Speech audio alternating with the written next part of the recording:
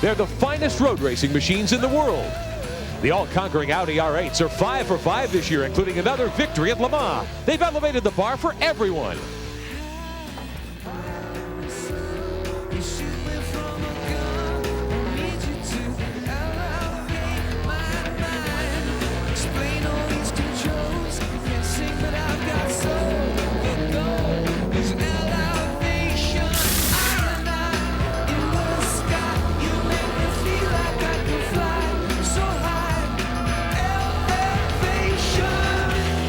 But the Challengers are reloading. The Cadillacs have gotten quicker. The champion Audi has picked up a brand new driver. And the Panos team has gone back to the future.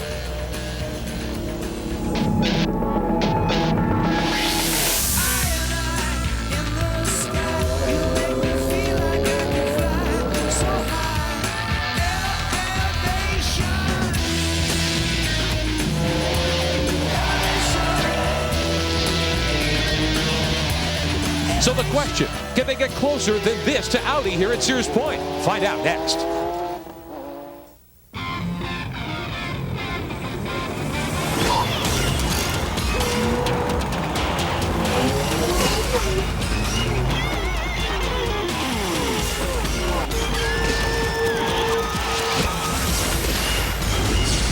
NBC Sports presents the American Le Mans Series. Today, the X Factor Grand Prix of Sonoma. After a 4-month break, the cars and stars of the American Le Mans Series are ready to return to action in North America at one of the most picturesque permanent road courses anywhere. We're at Sears Point Raceway in historic Sonoma, California. And you couldn't ask for a finer day weather-wise here in Northern California. Totally blue skies, temperatures in the middle 80s, a light wind, maybe a track temperature of 105, 110 degrees. Hello, everyone. I'm Rick Benjamin. Glad to be bringing you coverage of the American Le Mans Series here on NBC Sports. Joined by friend and colleague, champion road racer Bill Adam. We've got some great storylines for you today here at the X Factor Grand Prix. And Bill, maybe the most compelling story is it's been 4 months since these cars have raced here in the States. It's a long time, and I think the return for the drivers and crews alike is a good one. They come back from a long endurance race, one that's very physically and mentally tiring. Now they're into a sprint race. They go flat out, start to finish. Drivers love that. Now, if you've been following this form of the sport, you know that the two factory Audis, Reinhold Jost's team, have been the dominant cars in this series. In fact, they've won 13 races in a row, dating back to the Sears Point event 1 year ago. But, Bill, they'll have a new challenge today from a privateer Audi team. They do. Champion Audi have really stepped up, and they have two of the finest sports car drivers in the world, Andy Wallace and now Formula One driver Johnny Herbert. These guys have both won Le Mans, they've won Sebring. If anybody can knock off Jost, it is the champion guys in the crew and the two new champion drivers. They can do it. And we should have a great battle in GTS and in GT. There's a whole new factor, in fact, in GT. 4 factory BMWs with a new engine combination. And the cars themselves are built in Europe. They're all done by BMW Europe, so they're identical. But there's the pride that comes through between teams. You always want to knock off the other guys. Even though they may have the same equipment, you want to prove your mechanics and your strategy is better than theirs. So that's a challenge. It's a lot of fun. So a lot of stories to cover for you here today. Let's get started. Let's go to Martin Haven down on pit road. Audi is the dominant force in the prototype class of the American Le Mans Series. They have been for a year and more, but there's a new twist this weekend at Sears Point. The champion Audi from Pompano Beach in Florida, featuring 2 former Le Mans, Sebring and Daytona winners. I'm with Johnny Herbert. Johnny, you're not starting the car, but this is a great chance for you to take on the factory Audi on equal terms. Yeah, absolutely. I think they definitely need it taken too, and I think as time goes by, we'll be able to put it to them. And it's good for me and Andy to get together with champion Audi. And I think it's going to be really enjoyable, and I think we're going to have some good fun and some good races. First time at Sears Point, how you like the track? It's great. You know, it's not the safety standard that we have in Europe, but that gives it a little bit more, I think, difference, because the character of the track is fantastic, and I think because of that, that just makes it more exciting. And I'm really looking forward to it. I've enjoyed what we've done so far, but I think together in the race we can, I think we can give them a good push. Factory cars versus the privateer teams here in the prototype class. The same thing happening in the GT end of the field. Calvin Fish has more. Well, that's right, Martin. As Rick and Bill alluded to, there are now 4 of these V8-powered BMWs in the field, and that's double the trouble for the Porsche camp. They're still up in arms that this V8-powered BMW can even run in the GT category, but they are here in force. In fact, they qualified 1 through 4. The Schnitzer Michelin-shod cars qualified on the pole with Dirk Muller behind the wheel, and then the PTG cars are here with the Yokohama tires. They qualified 2nd and 3rd. Billy Auberlin doing the driving stint here in the number 10 machine. So there's going to be fireworks here this afternoon between the BMW boys in the GT category. Ought to be a lot of excitement here today. Thank you, Calvin Fish, as the crowd continues to assemble here at Sears Point Raceway. This is a very interesting and unique road course in Northern California. Let's take you for a ride around Sears Point. Here's my colleague, Bill Adam. Sears Point Raceway is 2.5 miles and 12 turns, but most notable, you don't really get a straight on this track, but that does not mean that it isn't quick. As we cross the start-finish line, look at the speed climbing, almost 160 miles an hour up into turn 1, and it climbs. A blind track in so many areas. As we're going uphill, look, you can't tell where you're going. Over the crest, this hill, try and feed power in, watch for wheel spin, grab gears, and again, acceleration violent. A little dip, another up left, and blind one more time. Over the crest of the hill, the car gets very light, lots of wheel spin there, only a brief stab acceleration before you're turning again. A quick shot of straight here, and a long right-hander. Once more, we're going to get a blind corner up ahead. Over the crest of the hill, gentle braking and feed into this long left-hander. Watch the G-load incline. Look at this. Over 2 G's of force all the way down through this corner, and now the speed gets piled on. We're going to reach 170 miles an hour before very late braking into this slow 60-mile-an-hour right-hand hairpin. Turn it, turn it, turn it all the way down. This is now what they call a straight. Not really a straight, but a series of high-speed S-bends, and watch how the car accelerates. Absolute violence controlled down through here. Look, 150, 160, 170. We're going to reach almost 180 miles an hour. A little stab on the brake, turning right, and again hard on the throttle. Up ahead, the best passing spot on the track. Very heavy braking all the way down to 40 miles an hour. Hold it tight in, feed the power out onto the straight, and up ahead, that's our start-finish line to complete an exciting lap here at Sears Point Racetrack. And a very high-speed racetrack it is. Let's show you the starting lineup for today's X Factor Grand Prix here at Sears Point. On the pole, the Audi, the number 1. Dindo Capello will drive that car, and alongside the 2-car, Frank Biela will start the other factory Audi. Second row includes Andy Wallace in the champion Audi. He qualified the 38 car, and David Brabham will line up alongside of him in the Panos Roadster that's coming back, the LMP1 from a year ago. Your 5th starter in car number 7, the first of the 2 Cadillacs, Emmanuel Collard qualified this machine at 108.2 miles an hour, and he'll line up alongside his teammate in the 8-car. Max Angelilli will start that other Cadillac prototype car.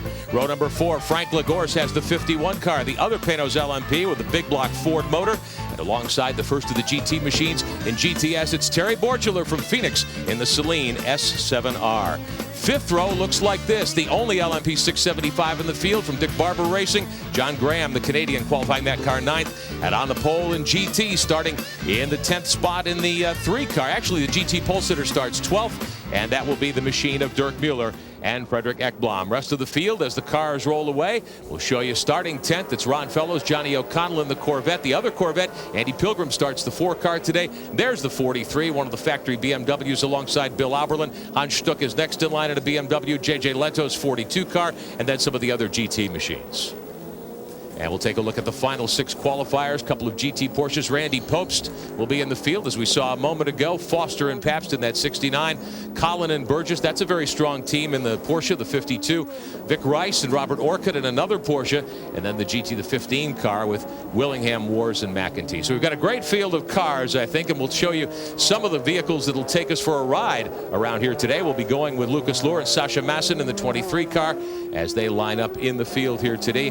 Today we've got a couple of rides in the BMWs, Bill Auberlin and Nick Johnson in the 10. That's one of the factory BMWs. Actually, Tom Milner's prototype group. The 43 machine, that's the other factory BMW, Dirk Muller and Frederick Ekblom, and they line up in 12th spot today. And they will have a great run, I think, in that V8 powered machine.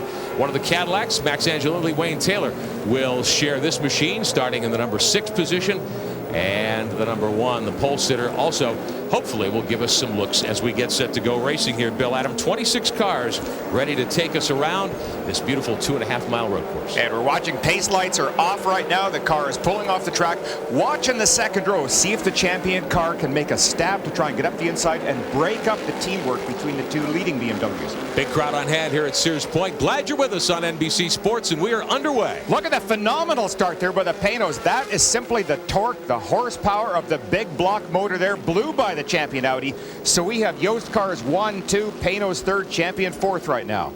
Up through the back part of the racetrack here at Sears Point, heading toward the carousel, turns 3 and 3A, and then a right-hander 4. 5 is a right-hander, and that sweeping left, the carousel, one of the most challenging parts of this racetrack. You really have to build up speed there. It's a track that does require a lot of rhythm, because if you really mess up on one corner, it's going to follow up the next corner and perhaps the third one in the chain the same way.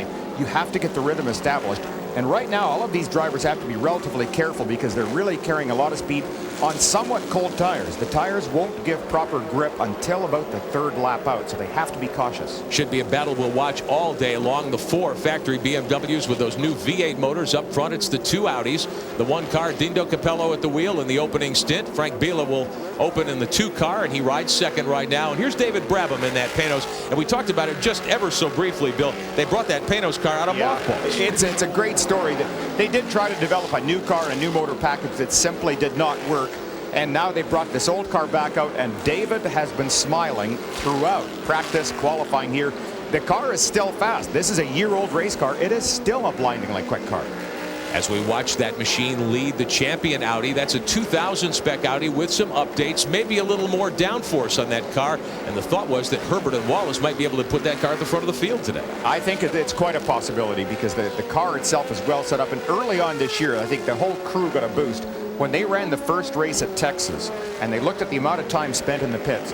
The champion team were second in the amount of time spent in the pits, right behind the #1 Yost team, only a couple of seconds behind. So the team themselves are capable of doing just as fine a job as Yost, and that in itself is a terrific benefit. Frank Lagorce there in the second Panos, the 51 machine. He sits in 6th position right now. Behind the number 7, Christophe Tinso starting the Cadillac today. And good to see the Cadillac doing well, too. They, too, have been going through this long development process, and somewhat frustrating. You always want a race car to come right out of the box and be a strong performer. The Cadillac hasn't had that. They've had chassis problems, no motor problems, however. The North Star engine has really proven to be very strong and very reliable. Turbocharged this year to find more power in that machine, coming through the S's. Now this is downhill toward the famous hairpin, turn 11, and this has got to be a high-speed part of the racetrack. All down through here is 160, 170 miles an hour. Right there, just before they make that very fast corner there, they're almost 180 miles an hour, and then back down, very heavy braking, 40 miles per hour around here. That's a second gear corner, slowest spot on the track right there. Then the problem is trying to harness all the horsepower. How do you put 750 horsepower down to the ground without lighting up the tires? Tinso in that 7 car, we hope to show you this a little later on. They wrecked that car in the morning warm-up today. We thought that car could not possibly run here today, but the Cadillac crew has done a great job putting a new rear end, new transaxle. It's remarkable. I thought the car was virtually written off. And here are the 2 Audis. They're flying formation right now. They see the #1 car is just a couple of car lengths ahead of its teammate, and they are pulling away from 3rd place, which is still the Panos. That's David Brabham. Watching the leaders as they work the carousel, short straightaway up to turn 7, and then of course the famous S's here at Sears Point. We're early in the going, the X Factor Grand Prix of Sonoma, the American Le Mans Series on NBC Sports. We'll be right back.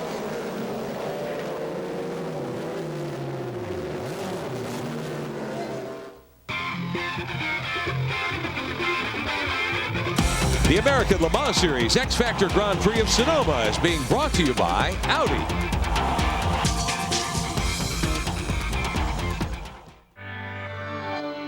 I remember 20 years ago, Audi turned the racing world upside down.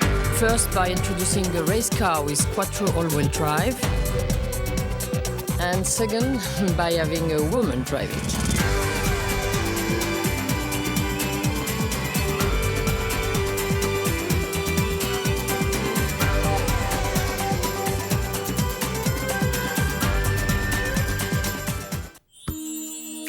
I thought dating again would be tough.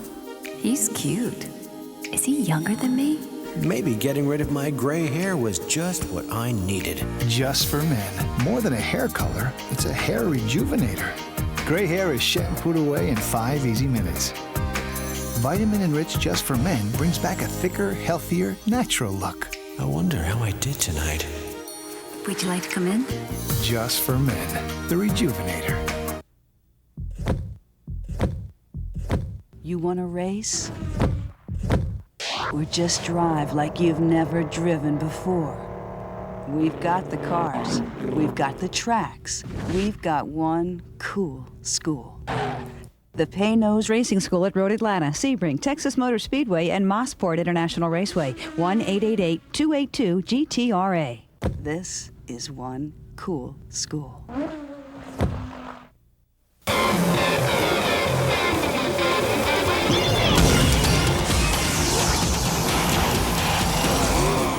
Welcome back to Sears Point Raceway, Sonoma, California. Coverage of the X Factor Grand Prix of Sonoma today. I'm Rick Benjamin, joined by Bill Adam, Martin Haven, and Calvin Fish on pit road for us. There are your two leaders, the two factory Audis, Dindo Capello in the number 1. Frank Biela starting in the 2 car. They've been nose to tail, Bill, since the drop of the green today. And they are doing what they have done. We've seen them do this for the last year. They are such a strong team. You see, they've run in this formation really from the start, and they got a tremendous advantage when David Brabham was able to use the torque of the Pay-Nose and jump by Andy Wallace. Now, since that time, Brabham and Wallace have been running laps about a second a lap slower. For new viewers, a second lap doesn't sound like much, but when you start adding it up, and if you get caught in the wrong place at the wrong time, the lead just grows so fast. That's what's happened. They now have about a 16-second lead over Brabham and Wallace, who are still stuck together. The number 1 car, Capello, your leader. Biela in the 2 car, the gap about 5 or 6 car lengths as they come out of the final corner. Meantime, let's take a look at the battle in GTS, the big boomers, the closed cars. Terry Borchler starting in the brand new Celine Franz Conrad's 26 machine, the black car you see here. The battle will be between this car and the 2 factory Corvette GTS. And I think that Celine, that just might be one of the prettiest street cars in the world. Gee, it's just a beautiful car. This particular race car really has come on the scene this year and been so dominant. I think it surprised a lot of people at picking up a win right off the bat at Sebring 12 hours, where Corvettes were heavily favored. It is a very, very strong machine and well driven by Terry Borchler. He's experienced in the car. He's done a lot of testing with it. Franz Conrad, his teammate, used to be a longtime Porsche stalwart, decided to go away from Porsche and has picked up this car. They now have a pretty nice lead over the Ron Fellows Corvette. There's been a little controversy, I think. There are some who say that this is almost a pure race car. Well, you know, in fact it is. They're right. This particular car itself was built by an English race car manufacturer, and when you really look closely at it, that's exactly what it is. It is styled after a street car, and Steve Celine really made a clean sheet of paper when he took the idea. He came and sat down and thought what he wanted to build was a great race car. Now, how does he adapt that to the street? And it's just a different way of doing it. Where the Corvette, as we all know, that has been a street car for years and years and years. This Corvette of Ron Fellows, as we'll see it right there coming into our picture, that is an extremely, extremely well-developed street car. And to call it a street car, you may be stretching the truth there. It might be closer to a funny car also. Now, Fellows in this machine, of course, the winner in class at the 24 Hours of Le Mans. They have another 24-hour overall victory this year. The Rolex 24 at Daytona. Back in February, the late Dale Earnhardt was part of the race team that wheeled the 2 factory Corvettes at that time. Fellows being lapped here by John Field in his Lola Judd, the blue and red machine that you see there. And the Corvettes certainly not up to the pace of the Celine here in the early going. Now, although what they might be doing is maybe playing a bit of a waiting game right now. And Ron Fellows, I think, is having a dream season that any driver would like, by winning the Daytona 24, by winning the class at Le Mans. He's having an incredible year. This car is very good, and maybe what Ron is doing is just biding his time. He knows he's on Goodyear tires, and he knows that late in the race, when tires tend to go away, he wants to have a very strong car. So that's a good possibility right now. Right behind him, Randy Pobst in one of the GT Porsches, certainly a contender for GT honors here today, although Pobst at the moment 6th in the GT standings as we watch Fellows. Johnny O'Connell, another American from Georgia, will partner with Fellows in that 3 car today. A formidable pair of drivers. It's a great team. It's so funny. Last year, we were talking with Johnny, and he used to be in the Pay-Nose, the big LMP 900 car, was let go or something parted in there, and I'm not really sure what took place. And talked to Johnny after Adelaide, and he was really a little bit down and despondent. everything seems to happen for a purpose. He got on here with this Corvette team, and now he too has a Le Mans 24 win banner under his belt. So what a great team. Well, we showed you the Celine, 9th overall. The 2 Corvettes are 10th and 11th overall. The top 3 in GTS. The 3 car with Fellows and O'Connell has a good lead at the moment over the teammate car. About 15 seconds, in fact, over Andy Pilgrim, currently wheeling the 4 machine. And Martin Haven went earlier to the Corvette paddock area to take a look at these race cars. Martin says there's some new gearbox technology that might play a role in all this. The Chevy Corvettes racing in the GTS class of the American Le Mans Series are basically highly modified C5 road cars. But you won't see much of this equipment on your C5 if you're lucky enough to own one. Purpose-built racing differential at the rear end, and inside the car, well, not much in the way of creature comforts. But everything is in the same basic positions as the road car. V8 engine out front, gearbox alongside the driver, differential out rear. That's all about to change. Making its debut here at Sears Point is the brand new setup in the GM Corvette. And what this features is a brand new transaxle. What's a transaxle? Well, it's the gearbox and the differential combined at the rear end. Well, why do they do that if it doesn't seem necessary in a street car? Well, there's several reasons. First, it's got 6 gears, not 5. Secondly, it gives you much better weight distribution front to rear, which is ideal for better handling. And thirdly, it handles the power. Since the Corvette program started, the engines have gone from 6 to 7 litres, loads more horsepower. The tyres have got wider, loads more grip. And that means the rear end has been right at the limits of what it can handle. GM hopes that this new transaxle will move them another step further forward and give the Corvette an added lease of life. Well, there you see the number 3 car with Fellows, but at the moment they're not nearly as quick as the Celine. There's the 4, actually, Andy Pilgrim driving it. And look at this, Bill. One of the 2 Panos is the number 51 car, Frank Lagorce, up in 5th overall. Dead in the water. Oh, no. Well, they did have a gearbox problem in qualifying, and Frank really had been so pleased with the car for such a long time. They ran very, very fast laps. Suddenly had this mysterious failure. And, well, of course, he's still moving. Walking the car forward probably on the starter motor, trying to get it close to pit road so they don't bring out a caution and they can service that car and get him back in competition perhaps. Dindo Capello, meantime, in the Audi, the number 1 with the yellow trim, just wiring the field. 5 seconds ahead of his teammate Frank Biela in the early going here at Sears Point. The Audis, Bill, if Andy Wallace and Johnny Herbert are going to have a shot at it here today, they certainly need to get going. Well, the other thing they might need to is a yellow flag to come out. So yeah. They both Brabham and Wallace right now would be just praying for a yellow flag to come out. Watch the telemetry in the bottom. You see the G-force showing, but look at the acceleration. This is astonishing, this car. They'll get to about 175 miles an hour here going up the hill. And then braking right back to 70. And then from 70 to 100 to 120. Oh, it's effortless. Watching this in practice yesterday as we were getting things ready for the broadcast today, this car will pull 2.6 Gs at certain points on the track. Really an amazing car. This is the absolute leading and cutting edge of technology today. There is no finer sports racing car in the world. Again, the G loading, you see flashes well over 2 Gs. Now here is this long left-hand corner. This is what takes a toll on a driver's neck. To be holding over 2 Gs of force all the way around that corner. As you're accelerating, you see back up to 140, 150, you'll see beyond 160 here. That's very tiring. So one of the things the drivers, they talk about race drivers not being athletes. Yeah, right. Especially on a warm day like this in Northern California. And one of the other things that we talk about, or should talk about probably today, the amount of traffic on the racetrack. 26 starters, huge speed differential between these leading prototype machines and the GT cars that are generally the slower cars in the field. You have to be on your toes all the time. It's one of the challenges the drivers all have to be aware of is to set up a pass, and you have to try and guess what that other driver is going to do. Now, a lot of the drivers, you know them, you know their habits, and you can see their tendencies, but it's critical that you pick the right side to pass a car on. You don't want to put yourself into a wall because somebody else moves over.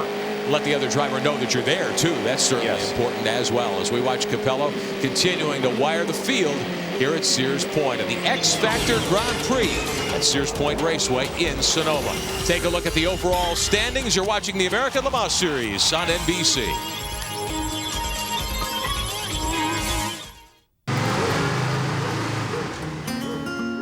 Dad, I missed the bus. Really? The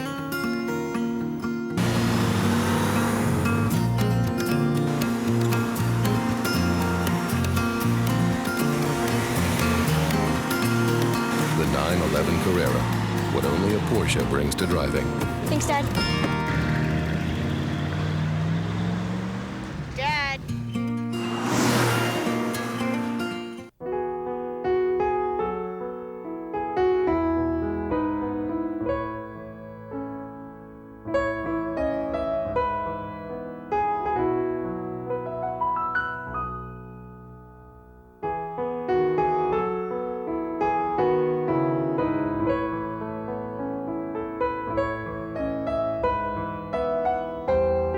Chateau Elan Hotels and Resorts. The subtle difference of excellence. The world's greatest women athletes. The WNBA on NBC. Next Saturday at 1:30 Eastern, the Liberty face the Comets. Next Saturday at 3:30 Eastern Time, NASCAR returns to NBC. Coverage of the Napa Auto Care 250 from Pikes Peak. Fresh off 2 straight wins, including one last night at Gateway. Busch Series points leader Kevin Harvick hopes to keep his hot streak going in the Napa Auto Care 250. I'll be there with Dorsey Schrader for the coverage Saturday, 3:30 Eastern Time, right here on NASCAR's new home, which of course is NBC. Good to have you with us at Sears Point today. We'll take a look at how things stand here, still in the early going as we ride with one of the Cadillac prototype machines down the back part of the racetrack here. The '1 Audi leads. Capello still driving. Bila sits second. David Brabham is third right now in the Panos LMP1, the 50 car. Tinso in the 7 car Cadillac. And then his teammate Max Angelilli in the 8 machine. And let's climb on board here with Capello, who is just laying waste to the field here, Bill. He is really rocketing around this track right now. Now, for those people that are wondering, you see some lights on the dashboard flash up every once in a while. What these drivers are doing are shifting by light. They don't have to sit and watch a tachometer. Anytime the lights go to 1, 2, 3, or so on, you know how close you're coming to red line. Most of the time, a driver can just sense when you have to shift. You can hear the engine RPM when it gets close, but sometimes you have to stretch it to get by a car, hold it into gear longer for a little more acceleration. And that's where you just look down the dash and watch for the lights to flash, just like right there. Still on board, Capello working toward the carousel. And the prototype battle this weekend has certainly been interesting. The 2 Audis pretty much considered to be the dominant cars. The Cadillacs have been gaining speed of late, but there was a moment Christophe Tinso was not driving. His teammate Collard was in the car during the morning warm-up today. Bill, you and I were standing atop the hill watching the practice as we get a look at the 675 prototype. This was Collard having spun the car out of the carousel and backing it into a barrier. And you see the massive damage on that right rear corner. The wheel is just folded almost up. Look at how bad this is. This is just terrible. We thought the car literally was written off. Absolute no backup car. Marks for the crew. I mean, boy, what a job they did. They brought the car in on the rollback, took the back section of it away, put on a new transaxle, new bodywork, and here's Tinso. He's got the car in 4th spot. Yeah, it's a terrific job. Something like that pumps up the crew so much. When they can take the car, take off all the broken and bent pieces, get it back on the track, and now they're running so strongly. That's when you sit, you pat your pal on the back. Heck of a good job. Tinso wheeling the 7 car. Now Max Angelilli in the other machine that Wayne Taylor will share, the 8 Cadillac. They're 5th. There's a gap of about 14 seconds. Let's check in on that battle, though, for GT dominance. The 4 factory-prepared BMWs that we talked about at the top of the broadcast. Well, Bill Oberlin's at the head of the class by a good bit over Dirk Mueller and J.J. Leto. This is one of Tom Milner's PTG cars, so not a factory-run team. Now, right now, they're winning the battle of egos between the 4 BMW cars. As we take a look at your GT class points in the American Le Mans Series, brought to you by BMW. Sasha Maassen and Lucas Lohr, Randy Popes, those are Porsche-mounted drivers. And Boris Sett and Hans Stuck tied for 5th. They're a couple of the BMW pilots, and they drive for Tom Milner's Prototype Technologies team. Excellent battles all the way through here. Riding with Oberlin in the 10 car now. He is 11th overall and leading the GT category down the front straightaway, which, as you mentioned earlier, Bill, really isn't much of a front stretch. You kind of create an arc out of the final corner. The whole course is just one long arc. You kind of go inside to outside edge. You're so rarely going in a straight line here. But the track is very satisfying for drivers. There's the 51 car. It's still stopped. And we've heard that actually was a drivetrain problem. So maybe something related to a gearbox problem that he suffered this morning in the warm-up session or qualifying session, but something just didn't work long enough. If you were with us earlier, we talked about bringing out the 2 new Panos. There's actually the 2 older Panos as the LMP1s, the front engine machines with the big block Fords. Only 1 car remaining in the show here today. Let's find out more about the situation with the Panos team down to Martin Haber. With Klaus Graf. Klaus, you had a problem with the car in qualifying. You lost 4th gear and now it's stuck out on the track. What do you know? Well, it's a transmission problem somewhere in the transmission area again. But different to what we had in qualifying. Nothing to do with that. We fixed the problem and it just lost drive completely. So there was no way to bring it back to the pits or anything. Somewhere in the transmission area, we first have to look at it and analyze and then see what it really is. Well, a big shame there, guys. I guess we shouldn't have wished him good luck when we were having breakfast this morning. The curse of the commentator strikes again. That's so true. That's a fine, Martin, for bringing that up. Now let's take a look at the GTS machines doing battle at the front. Ron Fellows was 3.5 seconds behind Terry Borchler in the Celine. Look at this, he's right up under his wing. Yeah, we had talked about Ron Fellows being patient, and I think this has paid off for him. Now, two differences here. The Celine itself, they're both on Goodyear tires, but the Celine started on a medium compound. Fellows alongside, going down into turn 7, trying for the lead in GTS. He won't get there. Well, I thought what he's trying to do is maybe bait him, because if he could make the Celine go in deep enough, by Ron getting a little bit different line into the corner, he may have had a shot off. That didn't happen, but to finish what I was saying, the Celine is on a medium compound. The Corvette team chose to go on a harder compound. What that means is that the medium might have more grip initially, but the hard compound, like anything else, it's going to last longer. And of course, the Corvette generally a heavier race car than the Celine by quite a bit. Borchler hanging on, but the gap, as you see, just a couple of tenths of a second as they hit turn 11. Calvin Fish, what's going on down on pit road?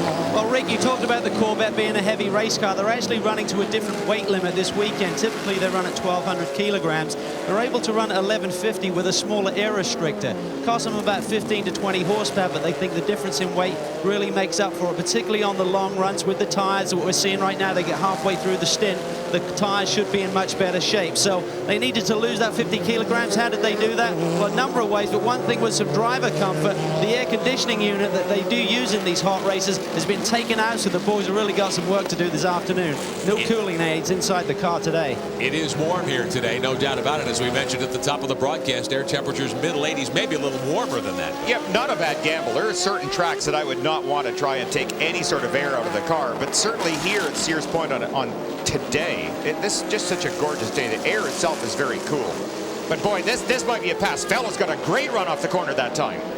Heading up the short straightaway again to turn 7 on the outside. Fellows in the yellow Corvette. Borchler manages to hang on. How deep can you go? That Celine turns in so well. It did. That was beautiful. And look at the stretch that he just made coming off the corner. Both of these fellas are very experienced. Now, I don't think they worry necessarily about having another car alongside. So this is good fun to watch. And if you follow all forms of motorsport, you know Ron Fellows scored a NASCAR Busch Series win at Watkins Glen just 2 weeks ago in Joe Nemechek's number 87 Chevrolet. And lap traffic could play a part here as they come up on one of the slower GT cars. Yeah, it did right there. That cost Terry a little bit of time. You see Ron closing right back up on the tail. Here's on board now, just watching as they go by. Riding with Lucas Luhr in the number 23 Porsche, 15th overall. Second in GT points. The two GTS cars go by.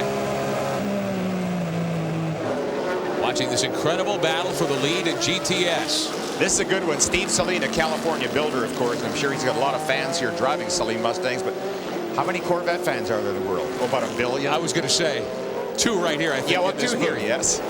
And bear in mind, you've got a Ford versus Chevrolet battle of sorts here, too. The Celine uses a Ford-based power plant. 7-liter Ford in that, I think a 7-liter engine in the Corvette. So they're fairly closely matched on horsepower.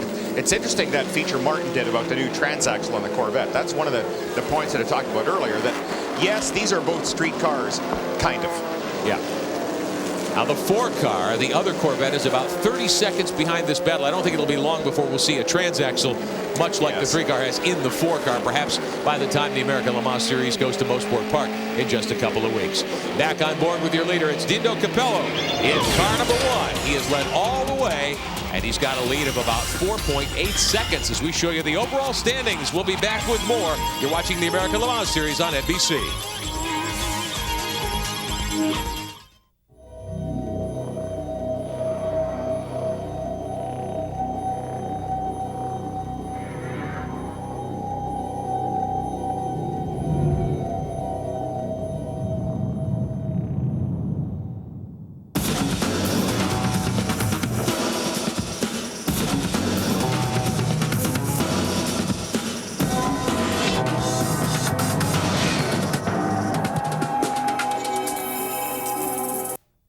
How can you keep track of the latest in sports car racing? Monthly with Le Mans and Sports Car Racer magazine.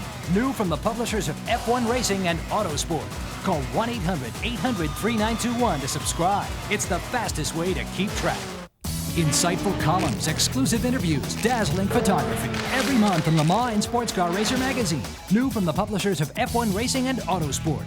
Call 1-800-800-3921 to subscribe. It's the fastest way to keep track. Next Saturday, fresh off his win in Chicago, the Ironman Kevin Harvick looks to stay hot in the Napa Auto Care 250. Next Saturday at 3:30 Eastern on NBC NASCAR. Tonight, the network television premiere, Andy Garcia, Richard Dreyfuss, and The Sopranos' James Gandolfini. You're a dirty cop? Night Falls on Manhattan, NBC tonight, 8:30, 7:30 Central. Back at Sears Point Raceway in Sonoma, California, the American Le Mans Series on NBC Sports. Today, the X Factor Grand Prix of Sonoma. I'm Rick Benjamin, Bill Adam alongside. Calvin Fish, Martin Haven on pit road for us. We've had a cycle of pit stops, not quite to halfway today. And here's how things stack up right now. Emmanuel Pirro in the 2 car for the Audi team is out in front. Tom Christensen has just taken over the number 1 machine that led early from Dindo Capello. He has fallen back off of those pit stops to 2nd. David Brabham, Jan Magnussen still 3rd in their Panos machine. Andy Wallace, Johnny Herbert sit 4th in the champion Audi as we get down to the middle portions of the X Factor Grand Prix. Now we're riding with Tom Christensen in car number 1. He is 2nd right now, about 11 seconds behind. He went off the course a moment ago. We'll show you that in just a moment, but let's take a look at what happened a few minutes ago as the teams were making their first scheduled pit stop of the day, making some driver changes as well. First in, the 2 car. They were 2nd, but they got around the 1 coming onto pit road. An interesting bit of strategy and a move made there by the driver of the 2 car. The Corvette 3 car, Fellows came in, handed off to Johnny O'Connell. Smooth pit stop, but the swap for the Celine, putting Franz Conrad in the car, they were slow on pit road. Very, very slow. That was really surprising. But I think the biggest surprise of all is Tom Christensen.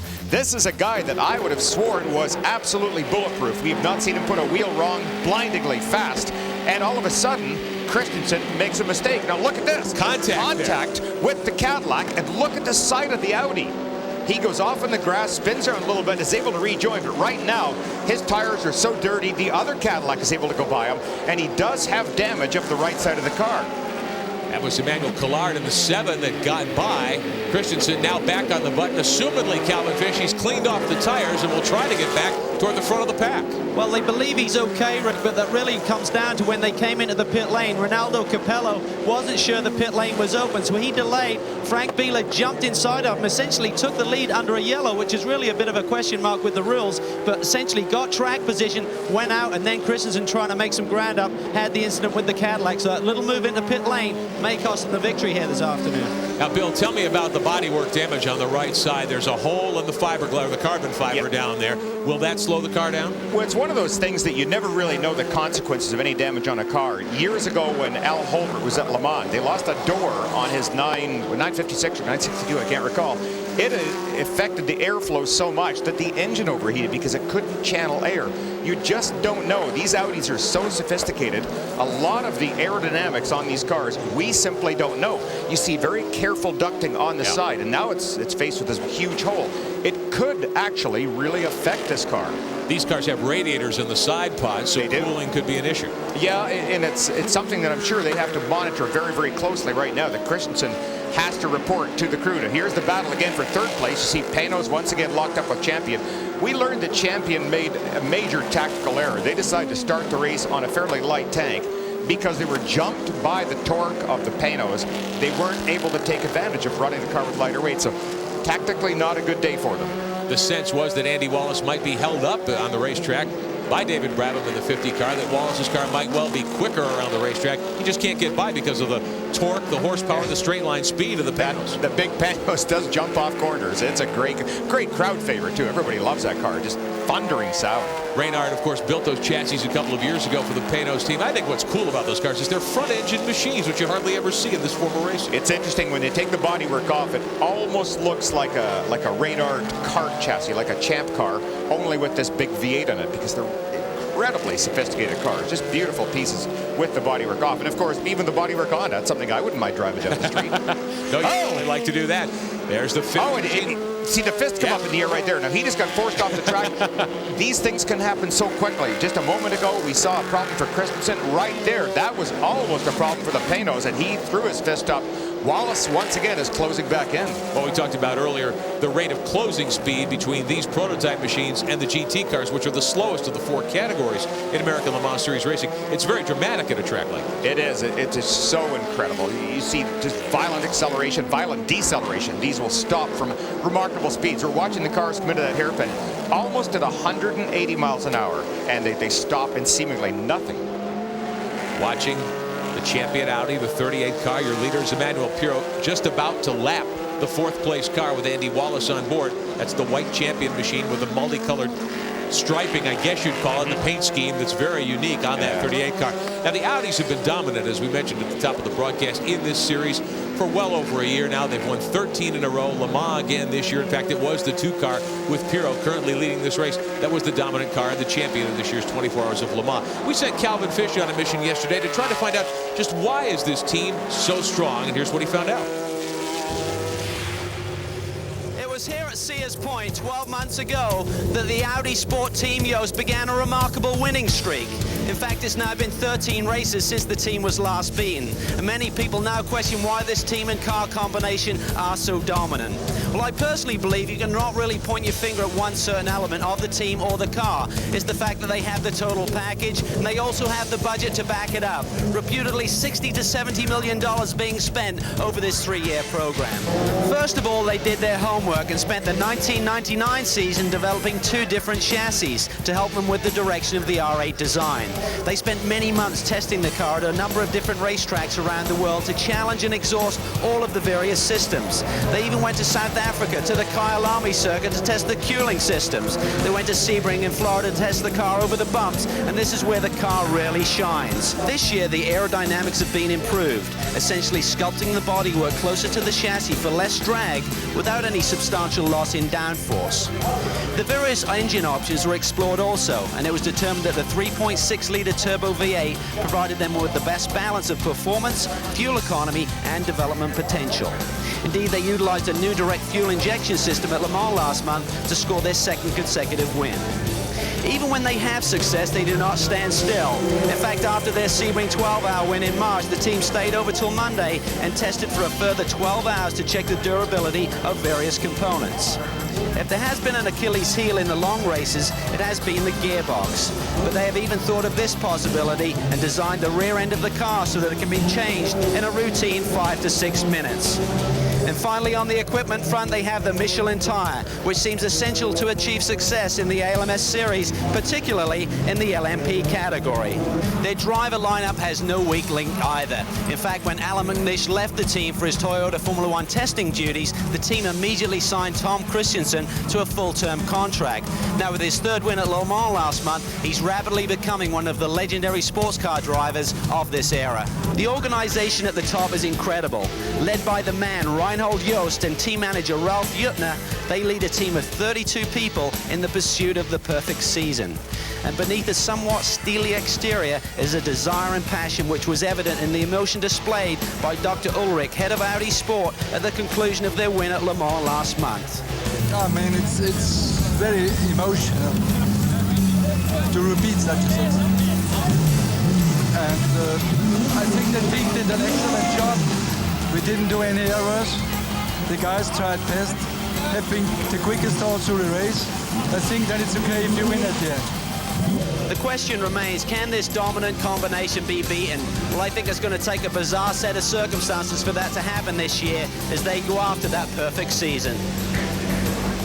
And their quest for perfection continues today here at Sears Point. Pirot in the 2-car leading, Christensen in the 1, 3.1 seconds behind despite the contact in the off. Now, Bill, my question to you is, you've watched this team in action the last couple of years. Yes. How do they stack up against the top Formula One teams in terms of organization, engineering, all the elements that go into a dominant road race team? I think they are as good. They seem to cover every single problem. And that's the thing that impressed me most, that there is no detail. No matter how tiny the detail, there is nothing that is left untouched. They look at every single thing and work on it, perfect it, and then keep testing it so that there won't be any surprises. Watching the computers, of course, everything on these cars is monitored in every session, and of course, particularly under race conditions as well. So the Audis are 1 and 2. David Brabham sits 3rd in the Panos, the number 50 car. The sister car, the 51, is out of action with a drivetrain problem. We ride with one of the GT contenders. Wayne Taylor, Max Angelelli, 5th overall in their Cadillac right now. And we'll show you the second 5 in the standings as well. John Fields' 37 car, 6th, the 2 GTS Corvettes, the Celine, and then one of the 4 BMWs. We'll be back with more of the American Le Mans Series, the X Factor Grand Prix of Sonoma, after these words from our local stations. Well, let's open the vault for me. To catch just this good. You might want to catch the next one. Sure. You need police who can get under their skin. From the producers of Aaron Brockovich. I got him on video. And the writer of Armageddon. Acceleration! You see Undercover, NBC Sundays this fall.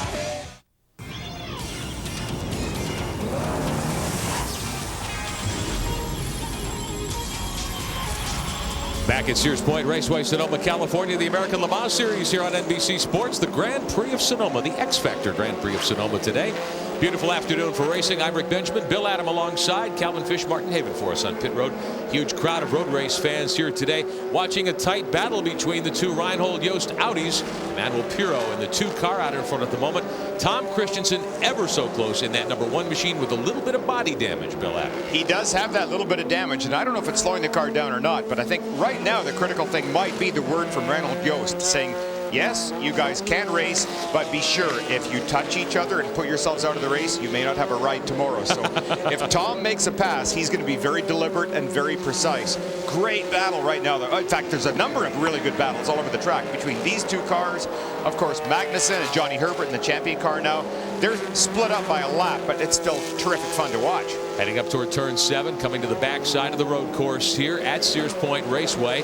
The red trimmed Audi, the 2 car is out in front. The yellow trimmed machine with Christensen, widely regarded to be perhaps the quickest sports car racer in the world at this point. He's been fighting hard to get around his teammate, just hasn't had an opportunity yet. He's really quite amazing. He has been fast in virtually every car he's ever driven. He tried the touring cars over in England. He won in those. He's tried the Le Mans style of sports cars. He's just simply a very, very talented driver.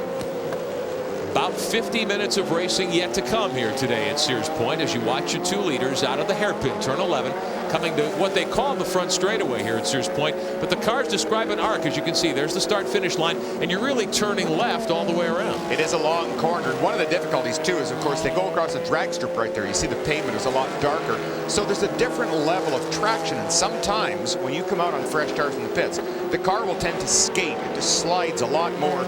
Or, depending on the temperature of the day, you may get more traction. You're never sure what you're going to get. It's one of the fun challenges. Watching the Audis run 1 and 2, coming down the bottom of the hill, heading toward the carousel. Calvin Fish, is the team, the Yost team, happy with the strategy they've employed so far?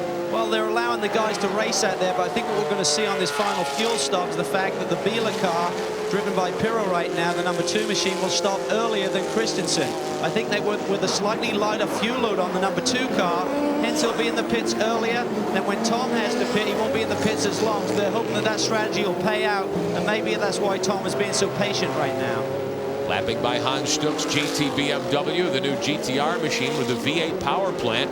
Some controversy, as we told you at the top of the broadcast. Here's one of the other BMWs with the V8, the 43 car, currently 2nd in GT. The team car, the 42, with Jorg Mueller up, is leading that category. We'll show you more about the GT machines a little bit later on this afternoon as we watch the battle for the lead down into turn 11 here at Sears Point. It's kind of interesting watching. Tom Christensen seems to have a tighter line, and by saying a tighter line, it means that he turns in a little earlier to corners, but carries a lot of speed. Now the other car is a little faster off the corner because he's got a later apex. Now here's F1 veteran Johnny Herbert wheeling the champion Audi, 4th overall. We were watching this battle a little while ago. Looks as though he has gotten by the number 50 Panos to get back on the same lap. The 38 car was 1 lap down. Herbert, from Great Britain, of course, 161 starts in Formula One, 3 career victories, and 10 years ago in June, he won the 24 Hours of Le Mans. I would still take that record on my belt by 10 years ago or 100 years ago. Excellent racing resume. Herbert, very highly regarded. Certainly decided at the end of last year to step away from Formula One, look for a ride in the kart champ cars or here in endurance racing. He's hooked up with the champion Audi team, certainly one of the best teams in the world. Yeah, and the team so far have been very impressed with him. They say that unlike the Formula One labels that frequently get put on the drivers as being prima donnas, that Johnny Herbert come in here and he's been just delightful to deal with. Interesting, too, that they said he had never before been to Sears Point and initially took out one of their A4, one of the Speed Vision Cup cars to drive around here. A showroom stock machine. Basically a showroom stock car. Well, his 6th lap on the track was as fast as either of their regular drivers, one of whom is Derek Bell, not a bad shoe himself. No, not at all. As we watch Herbert work up toward turn 7, toward the hairpin here. Herbert getting by the 50 and now trying to cut back into that advantage. He's back on the same lap as the third place car, and hopefully through pit stop strategy, the champion team hoping that Herbert will be able to get them one spot higher at least and onto the podium here today. You know, a lot of young drivers have a lot of ways towards stardom, a lot of routes to take to try to get to the top rung in motor racing. One way that you can get to American Le Mans perhaps is through racing in the Star Mazda series. They were in action here at Sears Point this weekend. The first two races of the North American Championship Series at Texas and Sebring were won by Scott Bradley and Chad Block.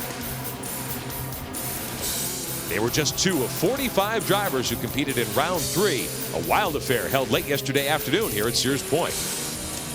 Pole sitter Oliver Rowan led until the final turn of the final lap when Scott Jenkins in the 31 car made this great inside pass to become the third different winner in as many Star Mazda Series races.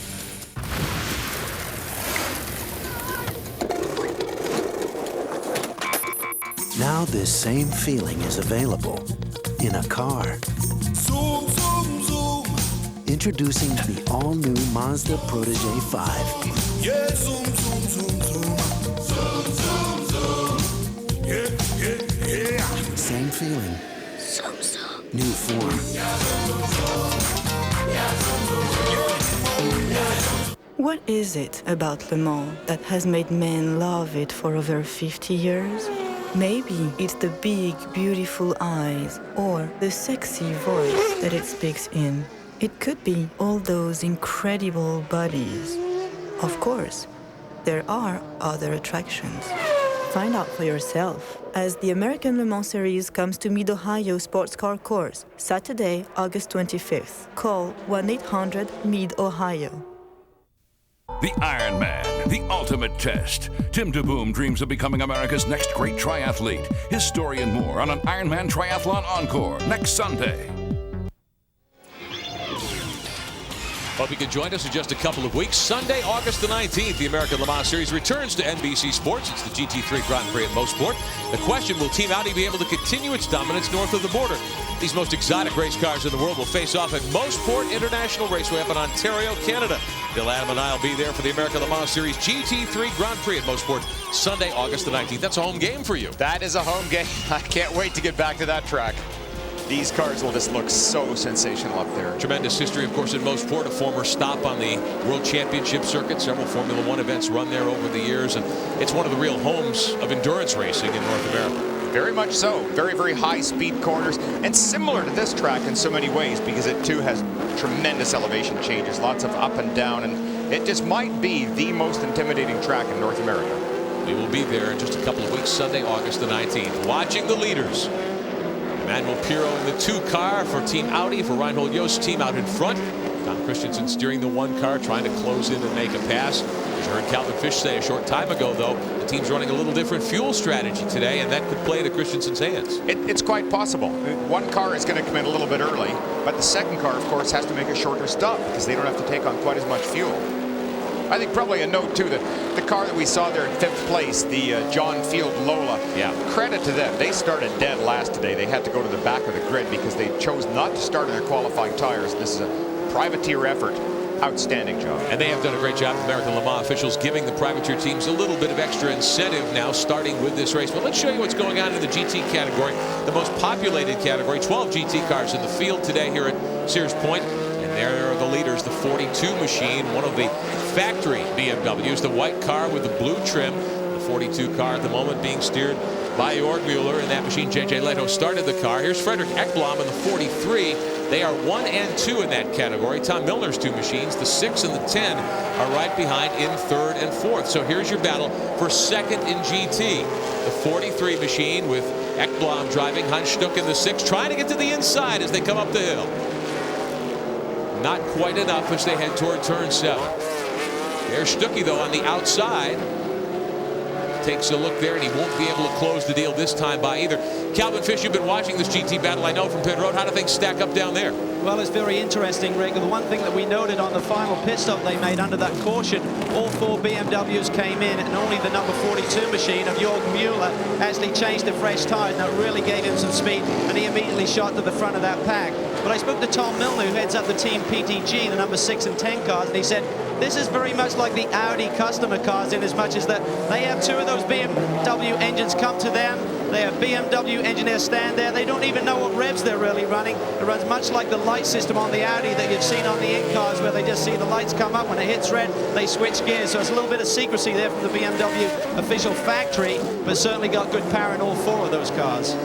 They do indeed have good power, and I think that's one of the controversies that the Porsche people are really upset about this car, because the V8 that is in this car is not similar to any other V8 by BMW in the whole world. It's a purebred race motor.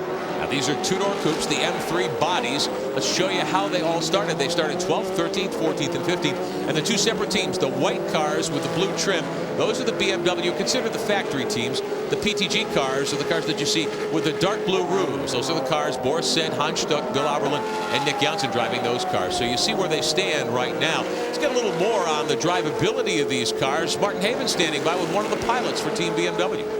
JJ Leto, currently your car is leading the class, despite the fact that during the last yellow flag pit stops you came out in 4th place because Hildemuller took on some fresh tyres and a tank full of fuel. Will this get you to the end? Well, you know, it was just a splash and dash anyway, you know, and that was a good time to do it. But Jörg flat spotted the tires very badly. That's why we had to change them. And, you know, I was a little bit disagreeing, you know, the thing that why we have to change all 4. Why don't we just change the tire, you know, which was badly flat spotted? But he really insisted to have 4 new ones. And, you know, I thought that that's going to be a really bad decision, you know, because all the cars are very equal. You know, there's hard racing and it's difficult to get by. But, you know, he did some brave overtakings and brave brakings, you know. So, you know, it seems to be that everything is going well at the moment. We are leading the race and, you know, he's controlling it pretty well. Well, JJ was looking very frustrated when they made that pit stop, but you can see the smile on his face now, guys. It certainly played out well for them. That 42 car, Jorn Mueller and JJ Leto leading the GT category, and they're 9th overall. One of the Cadillacs, the 7 car, back on the racetrack now. That's the car that wrecked during the morning warm-up, and they put the machine back together. They've had other problems today. Wayne Taylor's Cadillac out of action. We'll show you that in just a few moments. Here's John Field and that Lola Judd-powered machine, the red and blue 37, the Banana Joe's car. Very strong privateer team. They've got a couple of wins in another series this year. Very strong here. But your overall leader, the number 2 Audi R8. That is the car with Emmanuel Piro at the helm right at the moment. Frank Biela started that car.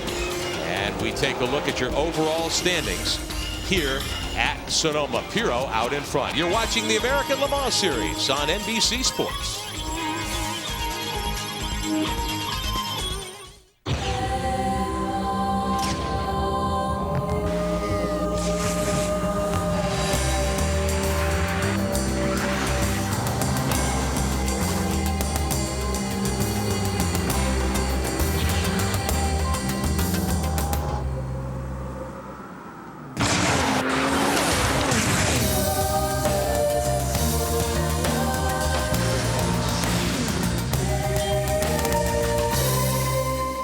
What is it about Le Mans that has made men love it for over 50 years?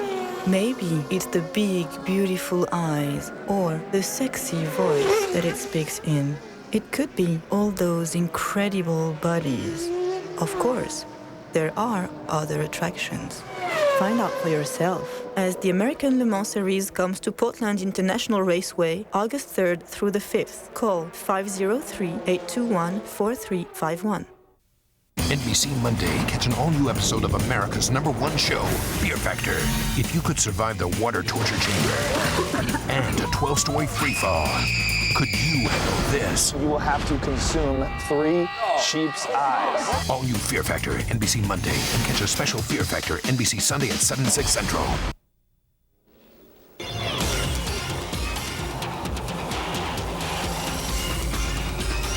Welcome back to Sears Point Raceway, Sonoma, California. Coverage of the American Le Mans Series here on NBC. The X Factor Grand Prix of Sonoma today. 3rd round of the American Le Mans Series Championship in 2001. And these 2 Audi R8s, Bill Adam, they've just been dominant here again all day, gunning for what would be their 14th consecutive victory. Started here a year ago, did that win string, carried through Le Mans. They're just an impressive race team. Got a great battle on the racetrack, though, of course, in GT. We've shown you the 4 BMWs, the PTG cars, the American factory effort, if you will. The 2 white cars from BMW Motorsports Technology, the 2 German factory cars. Great drivers in all 4 of those machines. It's been a wonderful battle. John Fields, Lola Judd, the 37 we were just talking about, looked like the motor may have given up on that car. He was way slow coming by the start-finish line as the Audis blew by him to put another lap on the board. He was indeed. He had a lot of smoke trailing out that side. And first of all, I thought it was a tire problem, but hopefully it is just something. Well, now there's something else on the Cadillac. Yeah, too. the 7 car, Emmanuel Pirro driving that machine at the moment. Emmanuel Collard, I should say, driving the 7 car. Looks as though he has got a motor problem as well in that machine. The Cadillacs have certainly had a troubled day here as we watch Collard wheel the 7 car, which did wreck earlier with Collard at the wheel in the morning warm-up. We've talked to you about that. We've shown it to you. Now let's show you what happened to Wayne Taylor's 8 car.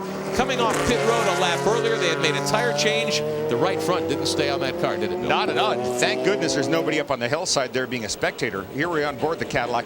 This is as Wayne brought it to a halt. He realized the tire decided to go for its own vacation, brought the car to a stop at a fairly safe place like there, and they're able to get it back and now running again. So Collard in the 7 at speed, but some smoke was showing from that race car. Martin, what's their situation? Well, they've been in the pits 3 times apart from fuel and tyre stops because they're getting through batteries. And that seems as though it may be having a slightly more terminal effect now. The 7 car rounds and doesn't come into the pits this time, but the number 2 Audi does. Pirro bringing that car onto pit road. They are your race leader. They'll give up the lead right now. Christensen takes over to Calvin Fish. Well, Emanuele Pirro brings the number 2 machine in. There should be a pretty big fuel load here to go the rest of the way. And this is where we see some strategy playing out. They put a little less fuel in the car on that first pit stop under caution and got Beeler out of the car, put Pirro in, gave them track position. They're up to about 15 seconds of fuel here. We don't expect a driver change, obviously. We don't expect any tire change. They cannot work on the car other than the fueling at this point. It was about 23 seconds of fuel. So when Christensen comes in, we'll do a comparison there. He should have an advantage. About 33 minutes of racing left to go in the X Factor Grand Prix today. The 2 car gives up the point to Christensen. Typical stop. It was perfect, wasn't it? You saw everybody just doing exactly what they had to. Nobody rushed. You didn't see any signs of panic, and everybody appeared to know exactly what they were doing. As we watch the yellow trimmed machine, the 1 car out in front with that body damage from the earlier contact, no problem at all. The Porsches, of course, battling the BMWs in GT. You know the history of Porsche in endurance racing. It is a long and storied history. Some of the greatest moments for Porsche have, of course, come at the 24 Hours of Le Mans. Now, Porsche presents a Le Mans memory moment.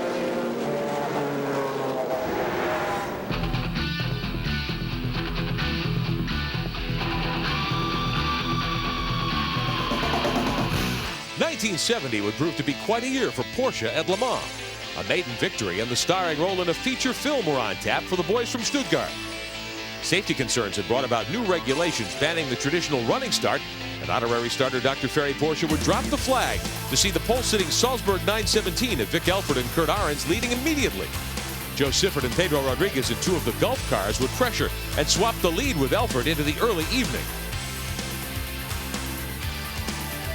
Around 9 o'clock the next morning, though, disappointment struck the Elford Ahrens 917 as a distributor failure would end their race. And that left the door wide open for the sister Salzburg car of Hans Hermann and Richard Atwood, which by then had taken a firm grip on the lead. On the final stop, Hermann took the controls and guided the bright red 917 to Porsche's first ever victory at Le Mans. It would be an all-Porsche podium as the Martini entered 917 Longtail of Gerhard Larousse and Billy Kausen was runner-up. And the Privateer 908 of Rudy Linz and Helmut Marko finished 3rd. It was Porsche's first Le Mans win and Hermann's last. He promptly retired at race's end. Mission accomplished. As we watch the Audis lead, the Porsches battling for dominance in GT. Sasha Masson in the 23 is leading among the Porsches, but he is 5th in GT. He's the series point leader. The 1 car, Tom Christensen, is your overall leader here at the X Factor Grand Prix of Sonoma. He's got a lead of some 46 seconds at the moment over Emanuele Pirro, who's been on pit road for fuel. Christensen still must stop most likely 1 more time. About 30 minutes of action left to come here at Sears Point Raceway. We'll be back.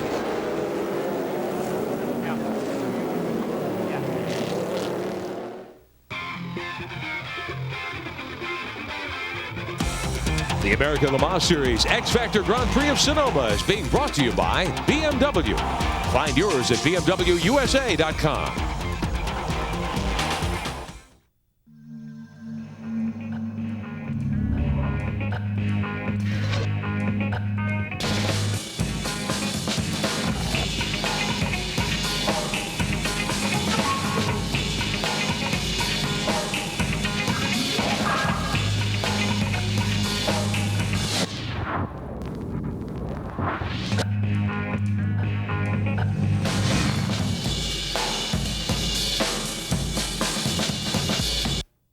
How can you keep track of the latest in sports car racing? Monthly, with Le Mans and Sports Car Racer magazine. New from the publishers of F1 Racing and Autosport. Call 1-800-800-3921 to subscribe. It's the fastest way to keep track. Insightful columns, exclusive interviews, dazzling photography. Every month in Le Mans and Sports Car Racer magazine. New from the publishers of F1 Racing and Autosport. Call 1-800-800-3921 to subscribe. It's the fastest way to keep track. You're gonna be crammed into this thing that is shaped like a bullet, and you're gonna fly down this twisting tunnel of ice. You're gonna be bruised, frostbitten, and if you flip over, your head is gonna get skinned right down to the skull. What do you say? The Winter Olympics from Salt Lake City on the networks of NBC.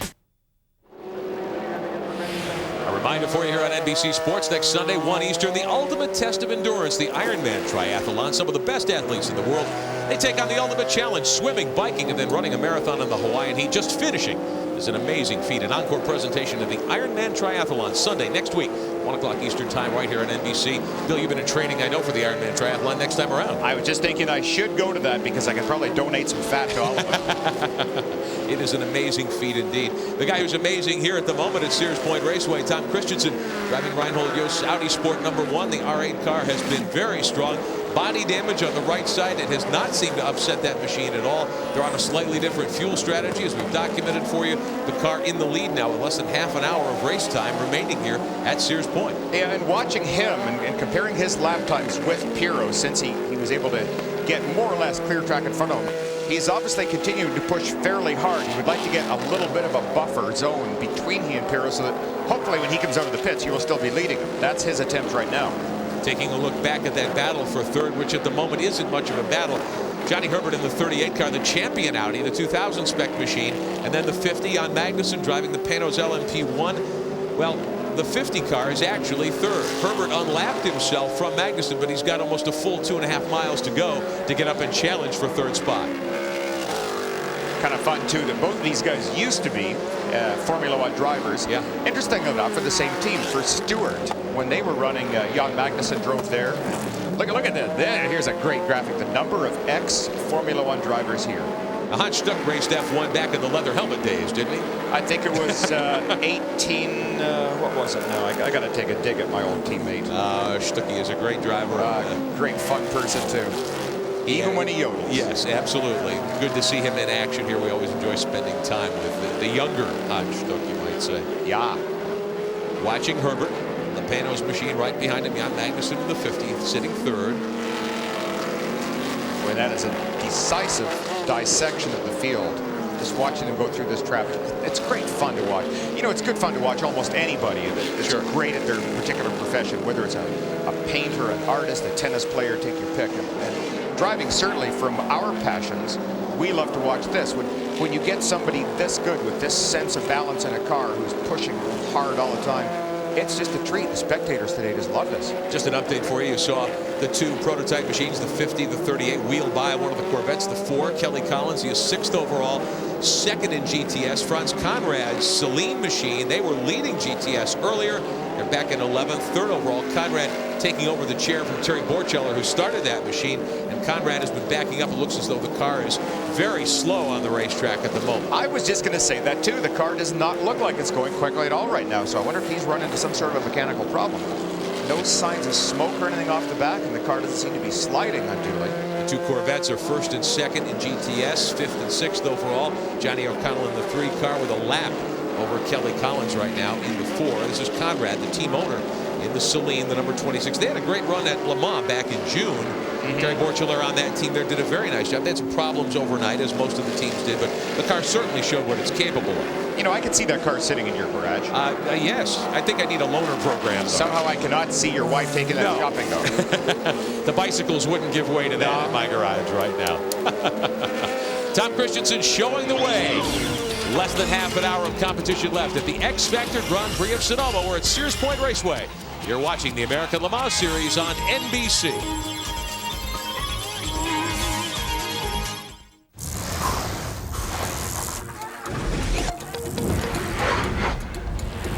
Now this same feeling is available in a car.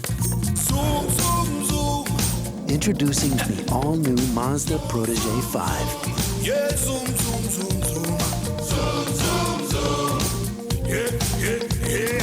Same feeling. Zoom, zoom. New form. What is it about Le Mans that has made men love it for over 50 years? Maybe it's the big, beautiful eyes or the sexy voice that it speaks in. It could be all those incredible bodies. Of course, there are other attractions.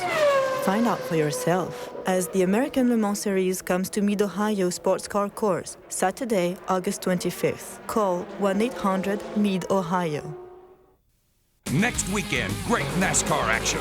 Saturday at 3:30 Eastern on NBC, the Ironman Kevin Harvick looks to stay hot in the Napa Auto Care 250. Then Sunday at 12:30 Eastern on TNT, the tight battle for the championship continues at the Pennsylvania 500 presented by Pep Boys. NASCAR on NBC and TNT. Your leaders on pit road to Calvin Fish. Well, Tom Christensen brings it in. We expect about 14 seconds of fuel to go in here. No tire change, of course. Damage to the right side bodywork, just behind the right wheel. No damage to the tire. Tom brings it out there. About 15 seconds in fuel. He should maintain the lead when he gets back on track. Timing and scoring showing us the margin about 50 seconds over the 2 car, the other Audi at this point. Wow. What can you say about that stop? Was that beautiful? Look at the damage on the side of that car, and apparently it has not affected it. Here is the number 2 car. He is still heading down towards the hairpin, so Christensen definitely will retain a good lead. Pirro in the deuce, second overall. They led earlier. Now the race in the hands of the number 1 Audi, going for their 14th consecutive ALMS Series win. Lights flashing, just warning other drivers, get out of the way. Going by one of Tom Milner's BMW M3s. That GT battle again. Jörg Mueller in the 42, currently 7th overall, leading GT. Hans Stuck in the 6th, one of the PTG cars, is 8th overall. Then Dirk Mueller in the 43. Actually, Frederick Ekblom is driving the 43 right now. And those are the top 3 cars in GT. Sascha Maassen is 4th overall, the first Porsche. Something that still amazes me every time I watch the Audi is, I think one of the secrets that we had talked about earlier is their shock absorber and spring control over bumps.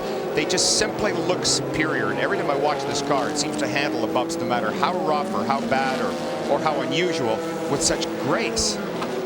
Take a look at your leader in GTS, 5th overall, Johnny O'Connell from Flowery Branch, Georgia, wheeling the GM Goodwrench Corvette. Ron Fellows took the car out at the start of the race. Did a great job, moved it into the top 5, into the lead in GTS. Terry Borchler had led at the drop of the green in the Saleen. It took Fellows quite a while to work around him, and now the Saleen is way off the pace. This one pretty much in the hands of the 2 Corvettes, the 3 and the 4, running 1-2 in this category. That Viper that you see there, the 42, or 44 rather, one of the American Viper racing machines. Gene Martindale, the team owner, driving the 44 right now. Those are Orica-built Vipers, although Team Orica never raced those 2 cars. Yeah, apparently they built a couple of customer cars. We asked these fellows about them. They said they were Orica cars, but had never been raced. They were brand new when they bought them, and they are just in the midst of developing and carrying on the tradition of racing Vipers, which, boy, were they ever trains when they were running here. The Orica Vipers, of course, a couple of the dominant cars in ALMS in '99 and in 2000. Team Orica racing prototype machines now for Chrysler. They were very strong at Le Mans. We expect to see them over here in the American Le Mans Series before the year is completed. Here's Herbert in the 38, the champion Audi, moving through some of the slower GT machinery, working around a couple of Porsches, heading toward the front, he hopes, in the waning moments here. Meantime, there's the Corvette, the 3 car, leading in GTS, 5th overall. Let's talk to the driver who started that machine today. Let's go to Calvin Fish. Well, Ron Johnny's out there in front. He leads, but he's going to need a pit stop for fuel. And the sister car, the number 4 car, came in and topped up. How close is it going to be? It's going to be close, Calvin. Johnny's driving really hard. He's doing a great job. He's got to get about 37 seconds, and we're safe. But it's got to be a perfect pit stop. It's a good race. I mean, it's been fun. Talking about fun, tell us about that bush race you had at the Glen a couple of weeks ago. That was double fun.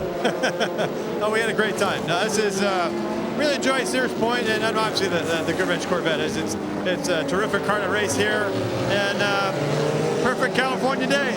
All right, mate. Well, best of luck. Fingers crossed. It's going to be tight here in the Corvette pit, though, boys. Fellows, of course, has established himself with a lot of success in the NASCAR ranks on road courses. Won the NASCAR Busch Series event at Watkins Glen a couple of weeks ago. His second win in 3 tries. He's really pumped up about going there in a Winston Cup car in August. Bill, well, try to win his first ever Cup race. I'd be willing to bet he will be even more pumped up to give him a car with a gear shift knob on the car. I just noticed that he was shifting that thing. Just the bare piece of metal was sticking up there. So, boy, Ronnie, you got to stop beating up those gear shifts. That's how tough you Ontario boys are. Ah, love it. Just stick something in there and go for it. Johnny O'Connell in the 3 car, out in front in GTS. And your overall leader continues to be Tom Christensen. He's put 93 laps on the board here so far. Less than 20 minutes of action still to come at the X Factor Grand Prix of Sonoma. We'll be back with more coverage of the American Le Mans Series, the X Factor Grand Prix of Sonoma, after these words from our local stations. NBC Tuesday is new and different. First, all-new Spy TV. Imagine coming home to find these strangers having a party. What the hell are these people doing in my house? Then from the producers of That 70s Show and executive producer Steve Martin. What are you looking at? The premiere of The Downer Channel. All new NBC Tuesday.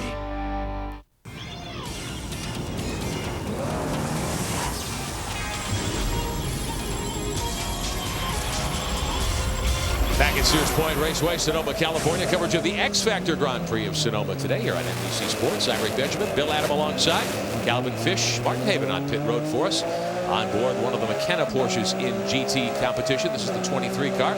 Lucas Luhr started this machine today. Sasha Masson, who is the point leader in this category of American Le Mans competition. One of the Corvettes, the 3 car, is on pit road to Calvin Fish. Johnny O'Connell brings the leader in GTS in. Now he struggles to get it fired up right now. The thing will not burst into life. Maybe stuck again. Now it goes. Now those are vital seconds. This is going to be very close because the number 4 machine took advantage of an earlier caution period to top up. Now Johnny's still in pit lane as that number 4 car comes through the final hairpin. Looks like he should make it too, Calvin. I can see them just exiting on the straight. I think Johnny is safely out of the pits. And we know from what we've seen so far in the first couple of hours of racing, there's the gap now. The 4 car with Kelly Collins at the helm with a shot here. Johnny O'Connell trying to get the 3 up to speed. It's very close, but Collins will be balked a little bit by a couple of those prototypes. That's Dick Barber's 675 category prototype, the 57 car immediately between the 2 Corvettes. Well, and I wonder if these fellows run the same psychology that the Yost team runs, and they let them race heads up. I don't know about that from GM. I think they're going to probably put rules into possession saying thou shalt not pass. Well, especially with the series championship at stake in GTS. The Salene's a formidable competitor. Many races yet to be run this year. Didier Deradigues wheeling this 57 car. This is a Reynard chassis machine that began life as a prototype 900, as a big bore car. Barber got the machine over the winter. They decided to put a small motor in it, and they have been the only competition really in 675. Yeah, it's a stunningly beautiful little car. It's just so pretty to look at, and the engine is a small Judd motor. It sounds wonderful. It goes very, very quickly. As we check your Porsche overall standings, top left of your screen, Didier Deradigues working around one of the Porsches right now. A little description of what a 675 prototype is all about. Has to weigh at least 675 kilograms, run a smaller engine. In American Le Mans competition, you can run a carbon fiber tub and carbon fiber brakes. So these cars are very quick. This machine has been very quick all weekend long. Yeah, by comparison, they run a 3.5 liter motor, or even less than that, with no turbocharger on it. Just normally aspirated, so they're fuel injected engines, something in the range of say 600 horsepower, as opposed to what the 900 horsepower, perhaps. Well, we don't know. They won't tell us, but a whole bunch of horsepower on the big ones. Deradigues, of course, a veteran road racer, veteran endurance driver, very capable behind the wheel. John Graham, the Canadian, started the car. Milka Duno has been in the car today. One of the GT Porsches, the 22 machine, slowly down the short straightaway to turn 11 and onto pit road. You have to exit to the left coming into the hairpin. Probably a routine stop. Now here's Christensen, your race leader, coming up on 100 laps on the board shortly for Christensen. As we take a look at your racing radio's telemetry, just to show you how quick these cars are down through the S's. It is just astonishing. Look at him build speed down the hill. Yeah, you think you're already doing 120 miles an hour, you step on it, and that fast, there you're 150, 160. Just great fun. Look at the G loading through the corner, again over 2 Gs. And there's that closing speed on the GT cars we talked about earlier. Now watch here the acceleration off the hairpin. Look at how low the speed gets, and just watch how fast that graph goes up. He'll be at 175 by the time they reach turn 1. Boy, oh boy.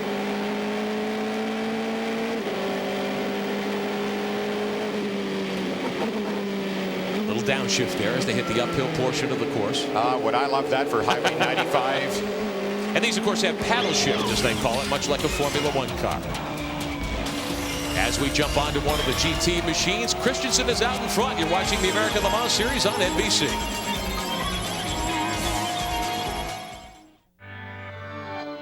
I remember 20 years ago, Audi turned the racing world upside down. First by introducing a race car with quattro all-wheel drive, and second by having a woman drive it.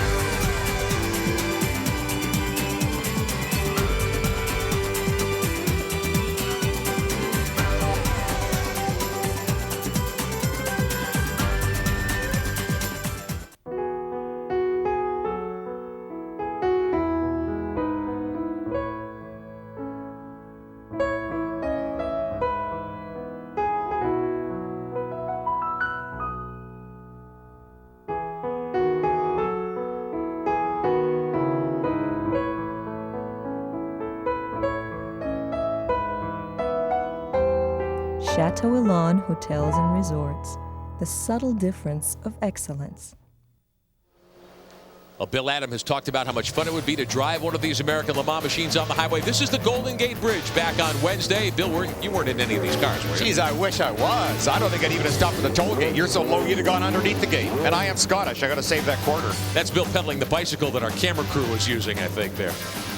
One of the PTG BMWs there, one of Kevin Buckler's Racers Group Porsches, and a little escort. Yeah. There's the Celine. That's it. You're speeding, fella. Pull over. I think everyone was very careful to observe the posted speed limit on the Golden Gate.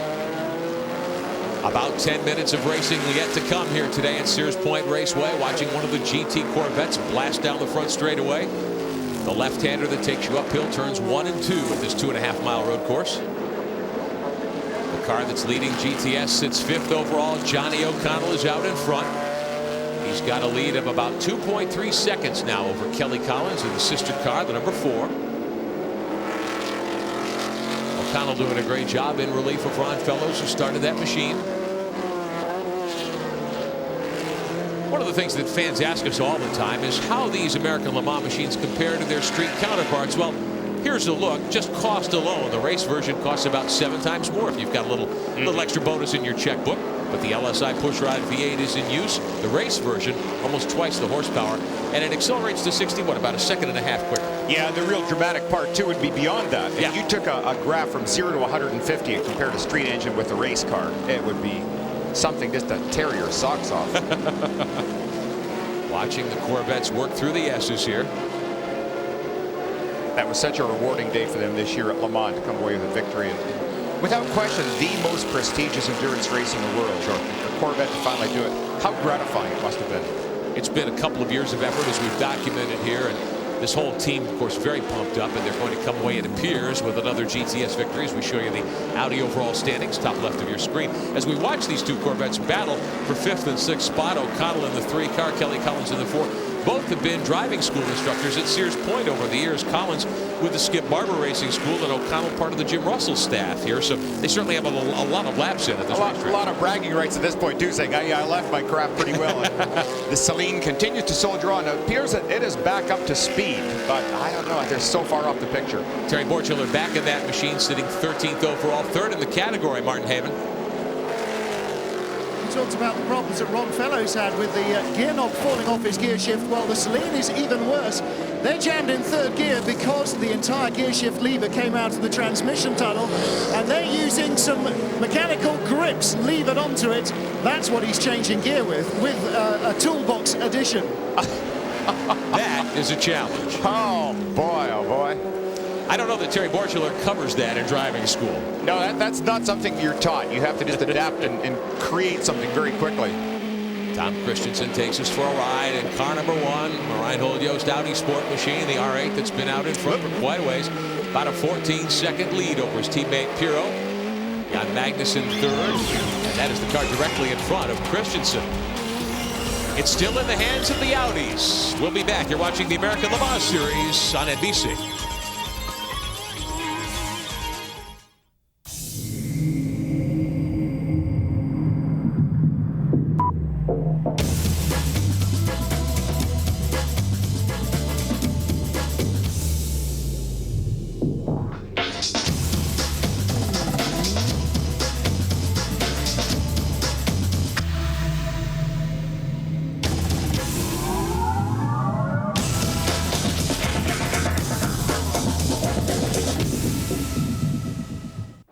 is it about Le Mans that has made men love it for over 50 years? Maybe it's the big, beautiful eyes or the sexy voice that it speaks in. It could be all those incredible bodies. Of course, there are other attractions. Find out for yourself as the American Le Mans Series comes to Portland International Raceway August 3rd through the 5th. Call 503-821-4351. Coming to NBC this fall from the creator of the Emmy-winning Law & Order, a new Law & Order franchise. Put your hands on your head and sit down! You see the crime through the eyes of the criminal, all the clues, evidence, and mistakes. Can you solve the crime before they do? We got her. Law & Order Criminal Intent, Sundays this fall on NBC. Tom Christensen leading the show here at Sears Point Raceway. Waning moments. Just a few minutes of racing action left in the X Factor Grand Prix of Sonoma, the American Le Mans Series, here on NBC Sports. And the champion Audi on pit road to Martin Haven. 5-second fill with fuel. That's how close they are in the splash and dash. Johnny Herbert stalled the engine. These cars have to fire under their own steam, so he can't even get an external battery help. He's still rolling, still trying to refire it. Looks as though he does have it fired up now. And he accelerates off pit lane. That hurts, though. Herbert trying to get up to third spot, get that car on the podium. Looks like he will run out of time, though. It is much easier, much harder than what a lot of people think. Just simply you step on the gas, rev it up a little bit, dump the clutch. Because of the pit lane speed limiters, these cars are very difficult to launch. And once the cars are launched, you only really use the clutch in these Audis just to get out of the pits, and then you shift with the paddle from then on. Never touch the clutch again. Let's take a look at some of the action in GT. This is Mike Peterson's MPIE Porsche in GT. They are 5th overall, the first Porsche, you might say. Johnny Mullen from Great Britain driving this machine now. Interesting story here. If you remember the name Bob Wallach, one of the great endurance racers in the sport, tragically killed earlier this year while riding his bicycle toward the circuit in Sebring back in the early part of this year. Getting ready to race, the team withdrew the car. He would have been Johnny Mullen's teammate. One of those unbelievable things that I think when all of us heard it, we couldn't quite believe it. And you think the number of years that Bob Wallach had competed successfully at Le Mans at 240 miles per hour, in the night, in the rain, flat out, without a problem, just such a talented driver, and just to be killed by such a bizarre accident, it was a shocking, sad day for all of us. They withdrew the car at Sebring. This is the first time for the 30 team to be back in action since that tragedy back earlier this year. Johnny Mullen on the gas right now. Good job for this team, 12th overall. 5th in GT behind the 4 factory BMWs. Hans Stuck at the moment is 2nd in that battle in the 6th car. Jörg Müller in the 42 leading the GT category right now after taking over from JJ Lehto as we watch the 30 down through the S's, backside of the racetrack here. About 4 minutes of racing left, about 3 more laps to go. Tom Christensen in the 1 car is about 12.5 seconds ahead of his teammate Pirro in the number 2 out. Going by one of those GT BMWs. Nice and easy up the hill toward turn 2. What's going through Christensen's mind right now, Bill Adam? I'm sure he's hearing every noise that car makes as the last couple of laps unfold. Yeah, I've noticed really his driving has only changed in one respect over the last few laps, in that he is a little more cautious going by cars. He isn't quite as impatient because he has the luxury of this 12-second lead. He still continues to circulate at a pace that's only about 1.5 seconds a lap slower, so he is not going slow by any means. He's still carrying a lot of speed through the corners by just being very cautious, avoiding contact with lap traffic. Take a look once again at our telemetry on this fine race car. I could look at this all day long. It's just fascinating. You see the brake being stabbed there, and then watch when he goes to full acceleration. You'll see this green graph come across lower left.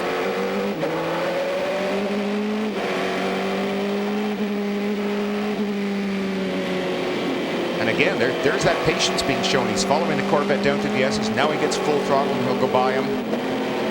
By Kelly Collins in the yellow 4 car. Collins 6th overall. You're on board with your race leader.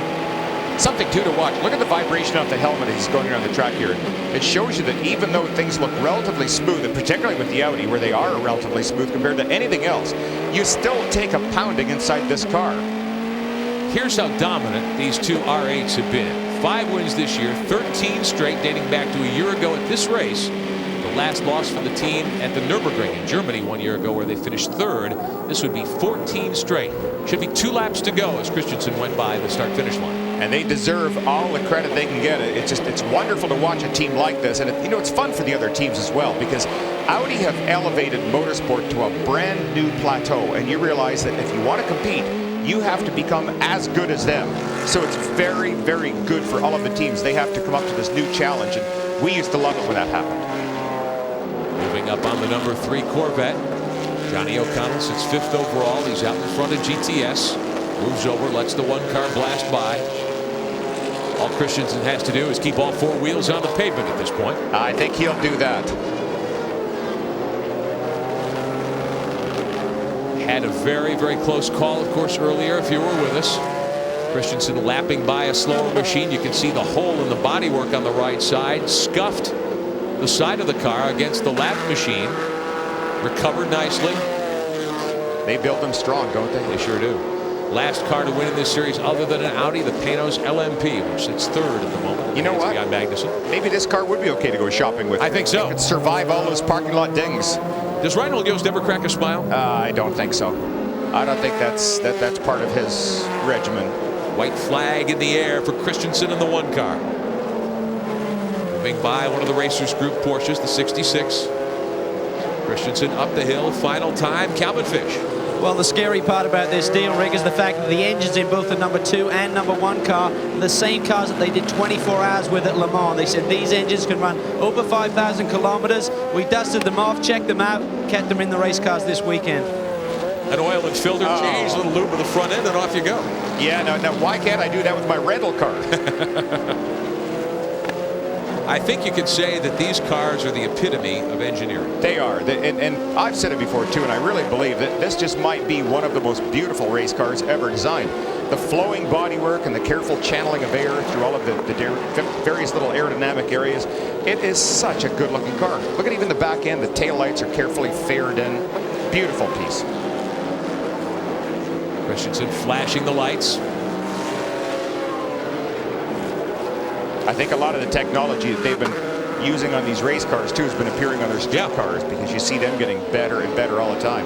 Well, Calvin, in his piece on the Audis a little earlier, talked about the direct injection they're using on these motors. Now, the champion team doesn't have that yet. They expect to see direct injection in the street car this year. Yeah, great company. A way of handling the fuel to the cylinders, very efficient. Team ready to celebrate. Christensen's fist is in the air. The checkered flag is in the air. And Tom Christensen has done it. Wow. 14 wins in a row for Reinhold Yost's Audi Sport Team. The 1 car has taken the victory here at Sears Point Raceway. And blast the smoke out the back. I saw that as they came across the stripe. And here comes your GTS winner, the 3 car, the Corvette. Johnny O'Connell from Flowery Branch, Georgia, picks up the checkered flag, teaming with Ron Fellows from Mississauga, Ontario, Canada. Another victory for the Corvette team. Good job, Ronnie. You got another one under your belt this year. It's been a big year for the Fellows family. We congratulate. Oh, and a spin, the GT battle between the BMWs, the 6 car, Hans Stuck battling with the 42 of Jörg Mueller. Stuckey turns the car around in the final corner. It looks as though Mueller will win the GT battle. Stuck may get second, but no. Dirk Mueller's machine, Frederick Ekblom, in the 43 car now will get by. Boy, there's your winner in class in the 42, Jörg Mueller. That would be interesting to listen to that conversation in the pit. I think there will be some discussion of that.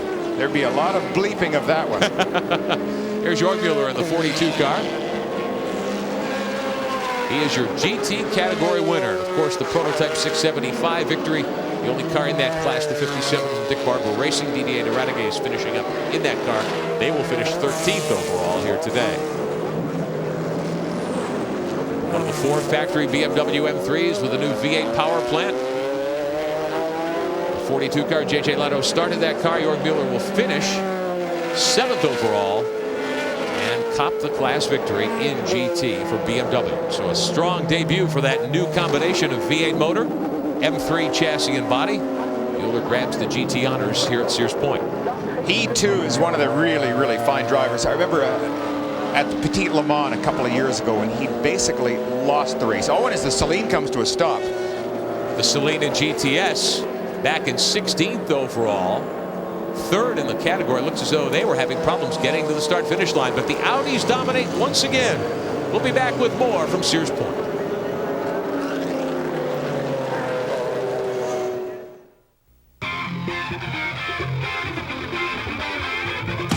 The American Le Mans Series X Factor Grand Prix of Sonoma is being brought to you by Porsche. Discover what only Porsche brings to driving.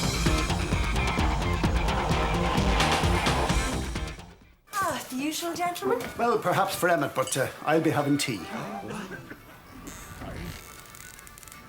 Well, I'm the designated driver. Not so quick, friend. I'll be having the tea, as I'm to be the driver. Deny yourself if you like, but I'll be a driving.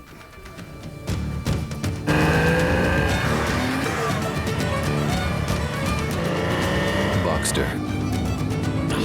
What only a Porsche brings to driving. What is it about Le Mans that has made men love it for over 50 years? Maybe it's the big, beautiful eyes or the sexy voice that it speaks in. It could be all those incredible bodies. Of course, there are other attractions. Find out for yourself as the American Le Mans Series comes to Mid-Ohio Sports Car Course, Saturday, August 25th. Call 1-800-MID-OHIO. Back at Sears Point Raceway in Northern California, the X Factor Grand Prix of Sonoma into the books today. Another victory for the two Audis. Car number 1, Tom Christensen, Dino Capello winning. Pirro and Biela finished second in the 2 car. The Panos on the podium for the first time in an awfully long time. In that number 50, the LMP1 back this season, this week. Johnny Herbert and Andy Wallace finished 4th. We'll take you through 11th through 20th. Sasha Masson in the Porsche, the 23. One of the Cadillacs finishing 12th, the 7 car that wrecked in the morning warm-up. Great job just to get that car on the racetrack and in competition today. Bill, anything stick out to you as we look at the rest of the standings here? I think just really the consistency of the Audi team once again. They are able to run so hard, so consistent. The cars don't break. Everybody works perfectly. It just goes on and on. As we enjoy a beautiful afternoon here, let's get the thoughts of the winning team to Martin Haven. Tom Christensen, your car fell behind during the yellow flag pit stops and you drove it back to a win. How'd you do it? Whew, that's a long story, huh? But I mean, basically, I thought that the others stopped much shorter, so they got less fuel in. So I was desperate to stay in the tail of Emanuela. And after my coming together with the Cadillac, which is very unfortunate, but it's racing, and I for sure take my kind of blame for it, but I lost the most anyway. But I was able to get back on the tail of Emanuela and stay with him. And I thought he has to stop earlier because of the fuel. So if I can stay there, we had a good race, good dives, and you can see we are Audi guys, we are racing for the money. And when I could stay out when he dived in, I knew just to put in some very good laps. Then the win was possible. German, no team orders between the two Audis in the LMP class. No team orders either in the GT class. It was an all BMW battle. Calvin Fish is with the winner. Well, it was Jörg Müller and JJ Leite who came out on top, and really strategy with the tyres there on the final stop. Jörg won you the race, I believe. Yeah, never change your winning team. Thanks to JJ and my team. I mean, we were on a different tyre strategy, as you said. We put on new tyres, and yeah, the other fucked theirs quite heavily at the beginning, so I could pass immediately. Also, thanks to my teammate and to the other 2 BMWs, I never had any problems to pass them. So, fantastic weekend. Awesome job. Thank you. And let's show you what happened in the GT category here today as the fans enjoy lovely weather in Northern California. The BMW's dominant, first, second, third, and fourth. The 2 factory cars from Germany, the 42 and the 43. And Tom Milner's 2 American factory cars finished 3rd and 4th. That will be a heated battle through the rest of the season. Yes, it will. You know that Miller's not going to sit down. And even though the cars may be identical at birth, you always massage them. You put in your own little special tricks. And Milner has had such a good operation running over the last few years, running M3s, that he'll find something that's going to beat the European cars. As these teams will regroup, they've got several more rounds to go in the American Le Mans Series. And let's take a look at the remaining season schedule for ALMS in a couple of weeks. Portland, Oregon, the 5th of August. We'll be back here on NBC Sports from Mosport Park up in Bowmanville, Ontario, Canada on the 19th. Just 6 days later, a Saturday show from Mid-Ohio Sports Car Course in Lexington, Ohio. That's about an hour and a half north of Columbus, Ohio, about the same distance south of Cleveland if you're in that area. And then September 9th, we go to Laguna Seca in Monterey, California to close out our portion of the schedule. schedule. Of course, the Petit Le Mans at Road Atlanta on October 6th, and the season finale at Charlotte Lowe's Motor Speedway in Charlotte, North Carolina on October 21st. Bill, great show today put on by the Audis. If you're the Panos team or the champion team, what do you try to accomplish before we go to Mosport? I think you really study what happened during the race, where you made your mistakes, how you can improve, strategy. You look at every possible thing. Basically, you go back to what Audi did on constructing and building this car, and that's covering all of your bases.